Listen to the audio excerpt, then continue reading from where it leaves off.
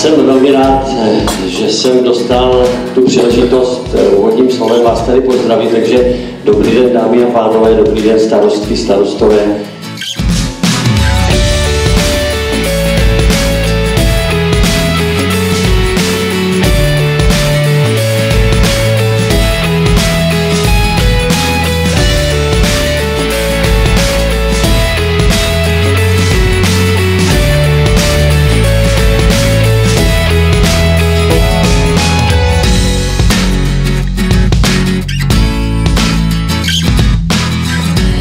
Já jsem ohromně ráda, že Akademie samospráv má takový úspěch, že nám sem jezdí stovky starostů a považuji za její největší plus dvě věci. Za prvé dává starostům právní munici, aby se mohli bránit ve vztahu k státu i jiným. A potom, že stimuluje, abychom společně prosadili nový zákon o obcích, který by České republice velmi slušel a je velmi důležitý.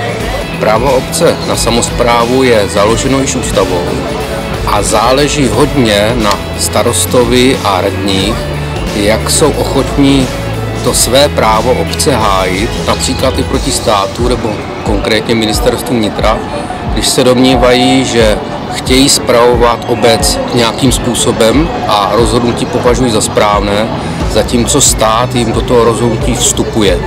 Někdy obec se musí proti státu postavit a bránit se.